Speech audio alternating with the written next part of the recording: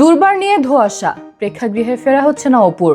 ঈদের ডজন খানেক সিনেমা মুক্তির তালিকায় থাকলেও চরম অনিশ্চয়তার কারণে অপু বিশ্বাস ও আব্দুল নূর সজল অভিনীত দুর্বার ছবিটি শেষ মুহূর্তে তালিকা থেকে সরে যেতে পারে বলে ধারণা করা হচ্ছে। দীর্ঘদিন পর বড় পর্দায় ফেরার অপেক্ষায় থাকা এই নায়িকার সিনেমাটি দর্শকদের কাছে এবার ঈদে পৌঁছাবে কিনা তা নিয়ে সংশ্লিষ্ট মহলে প্রশ্ন উঠেছে।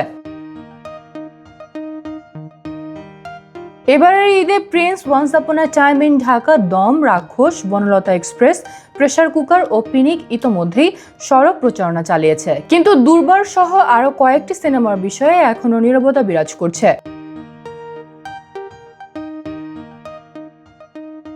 চলচ্চিত্র সংশ্লিষ্টরা বলছেন, মুক্তির অনিশ্চয়তা এবং প্রোডাকশন হাউসের শেষ মুহূর্তের সিদ্ধান্তের কারণে প্রচার কার্যক্রমও থেমে গেছে। অনেক নির্মাতা শেষ মুহূর্তে নিজেদের সিনেমা সরিয়ে নেওয়ার পথ বেছে নিচ্ছেন এবং সেই তালিকায় রয়েছে দুর্বারও।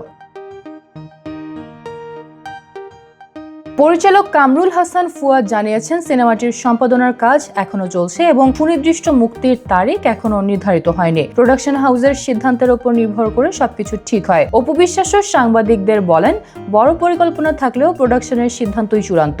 সবকিছু তাদের হাতে, আমার হাতে নেই। এর ফলে দর্শকদের দীর্ঘ প্রতীক্ষা এই ঈদের শেষ হচ্ছে কিনা তা নিয়ে ধোঁয়াশা তৈরি হয়েছে।